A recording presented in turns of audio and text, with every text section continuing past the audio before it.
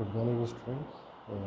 Welcome again back with our new topic, and today we will discuss about geotechnical engineering. As the subject code is CE701, and today we will discuss about the introduction part of geotechnical engineering or geotech. So let's start.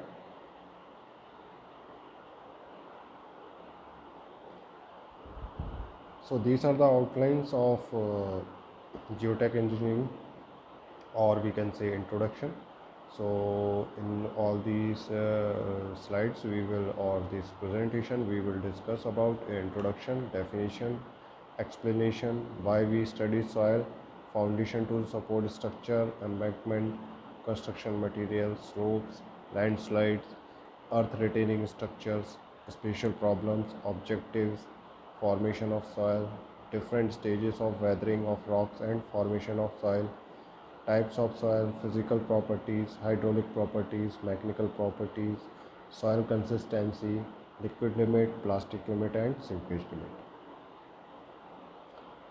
Under this presentation, we will discuss all these topics one by one. So, we will just start with the first topic, introduction.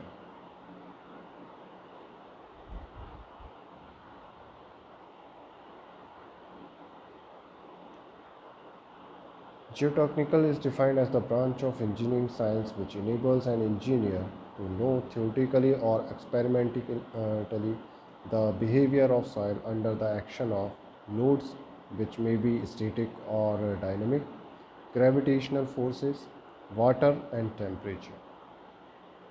Simply speaking, it is the knowledge of engineering science which deals with properties, behaviors and performance of soil under a construction material or foundation support.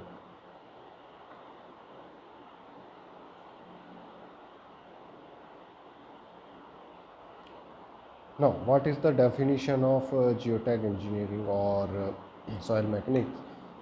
As it is defined by Terzaghi, a famous scientist, defines its soil mechanics or geotech as follows. Soil mechanics is the application of law of hydraulics and mechanics to engineering problems dealing with sediments and other consolidated accumulations of solid particles produced by mechanical and chemical disintegration of rock. Basically, it states that it is the branch of soil mechanics which is the application part of law of hydraulics and mechanics to engineering problems, which deals with the sediments and unconsolidated accumulations of solid particles produced by mechanical and chemical disintegration of rock, which we can say as the disintegration of rocks can be defined as weathering of rocks.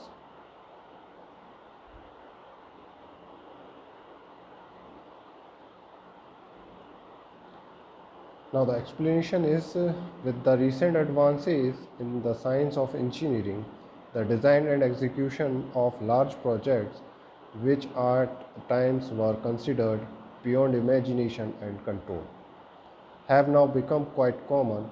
Skyscrapers, subways, maritime and offshore structures, dams and bridges spanning the sea are some examples of large projects.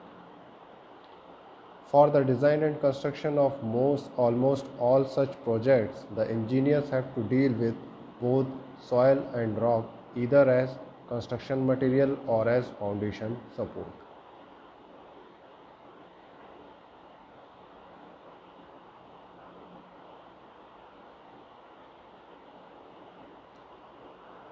So as we all know, the question arises again, why we study soil? So there are 5 points on which we can discuss, or we can say the various reasons to study the properties of soil. The first reason we study the soil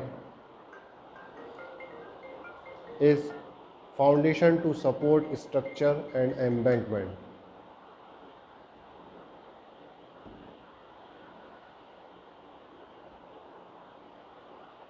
Construction material or slopes and landslides, earth retaining structures and spatial problems. So one by one we will discuss all these 5 points.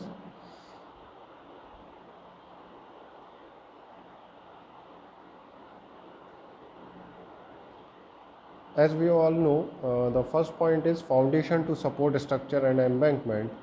Effects of static loading on soil mass, shear failure of foundation soil, settlement of structure is the points which should be which we can say are the reasons to study the soil.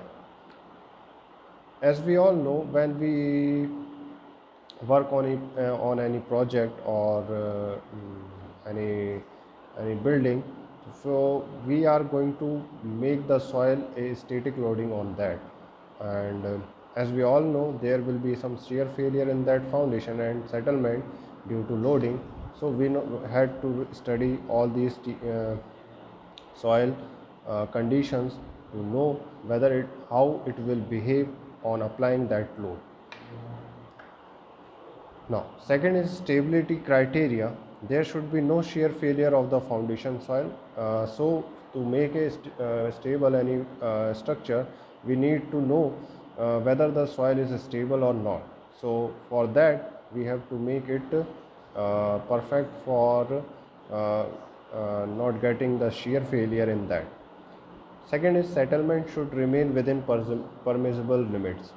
So if we want to make any structure stable, we need to make that soil or foundation will be stable, or the settlement of that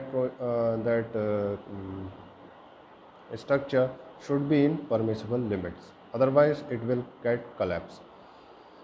Now, farm soil, as we can say, which soil is better for a type of foundation.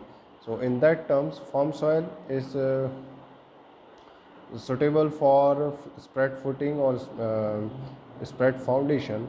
If the soil is soft, then we need to make the foundation as pile foundation, where vertical members transferring load of structure to ground, that is rock.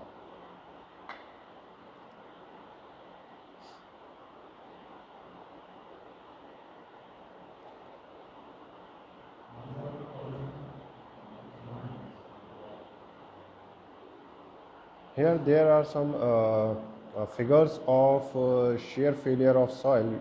Here you can see when the load is applied, some shear failure get into the soil, by which mm, soil gets distracted and get a heap inside, and the load done on anything, any soil structure or at that point gets settled.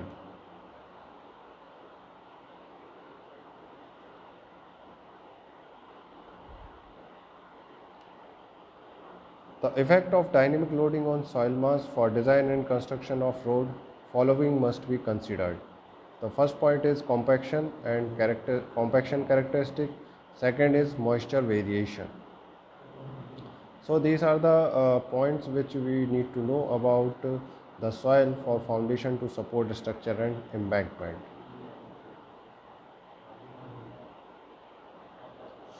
The second point is construction material. When we need to use the soil as construction material, so the subgrade of highway pavement, land reclamation and earthen dam is the example for using the soil as a construction material. So, if there are slopes or landslide in any area, we need to know the soil very deeply, so that the landslides will not affect the structure or any project. The major causes is the moisture variation resulting in reduction of shear strength, increase of moisture, increase in unit weight, excavation of trenches for building required braced excavation. Earth retaining structures, if you want to make any earth retaining structure, then it is very compulsory to know the soil conditions or the soil behavior. Earth retaining structures like retaining wall are constructed to retain, hold back any material, usually earth, and prevent it from sliding or eroding away. And the last is spatial problems, effects of river water on soil mass, that is known as scoring, causes increased flow velocity due to obstruction, fineness of riverbed material, and stability criteria, the foundation of pier must be below the score depth, that is land erosion. So that's all for today. Thank you very much. Have a nice day.